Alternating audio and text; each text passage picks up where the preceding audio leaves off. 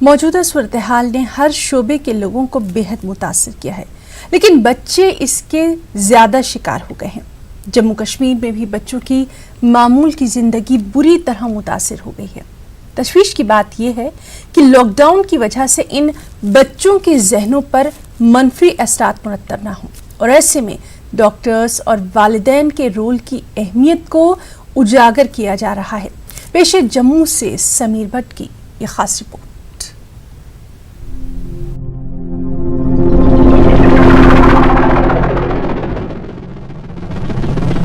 अपने भाई के साथ अपने घर के मेन गेट पर खड़े ईशु भारती पंडिता ने ख्वाब में भी नहीं सोचा होगा कि इन्हें कभी इस तरह की सूरत हाल का सामना करना पड़ेगा, जहां वो हफ्तों तक अपने घर से बाहर तक नहीं निकल पाएंगे। लॉकडाउन की वजह से यीशु की तरह दीगर बच्चे भी अपने घरों के अंदर ही कैद हो गए हैं। अपने वालिदैन की हिदायत पर अमल करते हुए यीशु कई दिनों से अपने घर से बाहर नहीं निकला है। लॉकडाउन की वजह से बच्चों की पढ़ाई पर काफी मनफी असर पड़ा है। घर में कुछ वक्त तक पढ़ाई के अलावा ये बच्चे कुछ और नहीं कर पाते। कुछ बच्चे ऑनलाइन क्लासेस में शिरकत करना चाहते हैं, मगर 4G इंटरनेट खिदमात मैसर न होने की वजह से इन्हें भी मुश्किलात का सामना है। ये बच्चे अब अपना वक्त टीवी, मोबाइल गेम्स और इसी तरह की दीगर सरगर्मियों में गुजारते हैं। कई बच्चे इस तरह की सूरत हाल में बेचैनी महसूस कर रहे हैं। जब से लॉकडाउन हुआ है तब से बहुत प्रॉब्लमेटिक हो रहा है, 1.5 महीने से, क्योंकि मैं और मेरे दोस्त बहुत देर से मतलब कि बाहर नहीं निकले हैं। तो ये बहुत मतलब कि अजीब सा लग रहा है, किसी तरह से मतलब कि बोर भी हो रहे हैं, टाइम पास करना पड़ रहा है, कभी टीवी देख रहे हैं, कभी वो लैपटॉप पे गेम खेल रहे हैं, तो अजीब लग रहा है, वो तो बोरिंग है। प्रॉब्लम तो हो रही है काफ़ी, क्योंकि हमने मतलब काफ़ी इस चीज़ के लिए हमने मेहनत की है, यहाँ तक पहुँचने के लिए हमने बहुत मेहनत की है।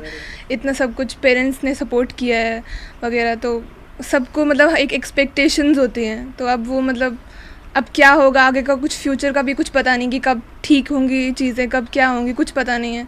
एक जगह बैठ के ना मतलब ओवर थिंकिंग की वजह से हर एक चीज़ के बारे में सोचने की वजह से बहुत स्ट्रेस आ जाता है हमारे अंदर। मौजूदा हालात ने वालिदैन को मजीद फिक्रमंद कर दिया है। अगरचे वालिदैन की कोशिश है कि वो किसी न किसी तरह बच्चों की तवज्जो मुस्बत सरगर्मियों में मसरूफ रखें, मगर ये नाकाफी है। वालिदैन यकीनन बच्चों की तालीम को लेकर तशवीश में है, मगर अब इन्हें ये फिक्र ज्यादा सता रही है कि बच्चे कहीं जहनी तनाव के शिकार न हो जाएं। एज अ पेरेंट ज़्यादा प्रॉब्लम हो रही है, क्योंकि आप बच्चों को किस तरह से हैंडल करते हो, और सबसे ज़्यादा जो स्ट्रेस जो है वो बच्चों में पड़ रहा है। लेकिन बच्चों का एक अलग लाइफस्टाइल रहता है, तो उस वक्त उनका सुबह का जो जैसे उनका सुबह स्कूल जाना है, बच्चों के साथ खेलना, वो करना, ये करना, अब उनको किस तरह से हैंडल करें उसका बहुत ज़्यादा ध्यान रखना पड़ता है, क्योंकि ये भी देखना पड़ता है कि कहीं वो मेंटली स्ट्रेस ना हो।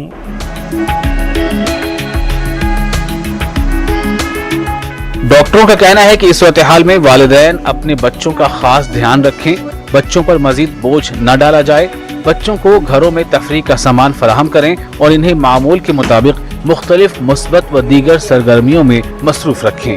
चिंताएं हैं हमें कि खाने को मिलेगा कि नहीं, स्टॉक करना है, ये सब चीज़ों से अपने बच्चों को दूर रखें, इन डिस्कशन में इन्वॉल्व नहीं करें, बिकॉज बच्चे इतने इमोशनली मैच्योर नहीं होते हैं कि वो समझ पाएँ कि ये सब चीज़ें आप क्यों कर रहे हैं। शायद वो डर जाएं। स्कूल के टाइम पे रूटीन थी, वो टाइम पे उठते थे, खाना खाते थे, खेलते थे, वो सब रूटीन उन बच्चों की बनाए रखें। पेरेंट्स के पास समय ही समय है, तो अपने बच्चों के साथ कुछ टाइम स्पेंड करें डिस्कशंस में इस बीमारी के लिए, अदरवाइज भी उनसे डिस्कस करें ताकि उनका तनाव कम होता रहे। सिक्योरिटी के तनाजुर से हसास जम्मू कश्मीर में डिप्रेशन की शरह पहले से ही बहुत ज़्यादा है।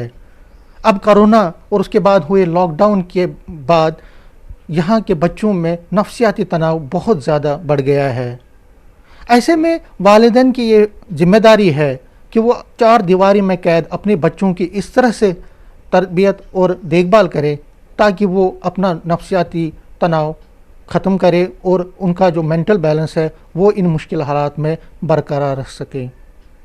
कैमरामैन साहिबा के साथ में